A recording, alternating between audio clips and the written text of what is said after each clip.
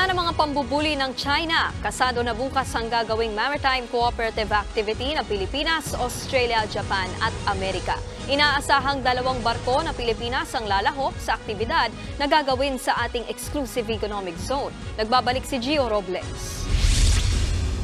Kasunod ng mga panibagong panghaharas ng China sa ating mga barko, pinakahuli nga ang pagbuntot at pagharang ng China Coast Guard sa ating mga barko at bangka sa Roswell Reef. Mas paiigtingin pa ng Pilipinas ang maritime cooperation nito sa mga kaalyado nating bansa.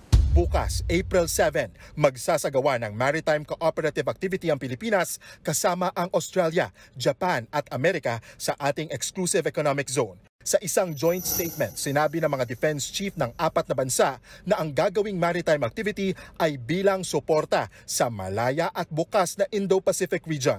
Paraan din daw ito para mapagtibay ang karapatang makapaglayag ng malaya at magkaroon ng respeto sa ating maritime rights sa ilalim ng United Nations Convention on the Law of the Sea o UNCLOS. Nanindigan din ang 4 na bansa sa kanilang posisyon tungkol sa 2016 Arbitral Tribunal Award. Pinal at legal na desisyon na nila ito. Inaasahang kasama sa maritime activity ang naval at air force units ng 4 na bansa.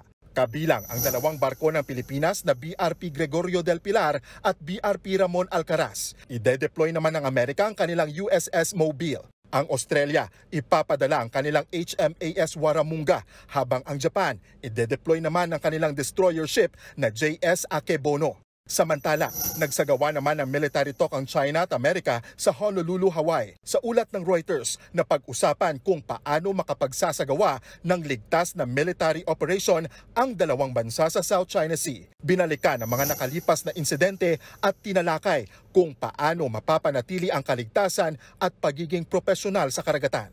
Bago ang military talk, nakausap daw ni US President Joe Biden sa telepono si Chinese President Xi Jinping noong Martes at napag-usapan kung paano maayos ang tensyon sa South China Sea.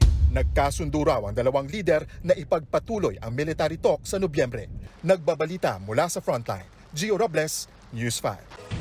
Mga kapatid, Nikki de Guzman po. Iba na ang may alam at may pakialam sa panahon ngayon. Para sa tuloy-tuloy na balitaan sa Frontline kahit weekend, mag-follow at mag-subscribe sa social media pages ng News 5.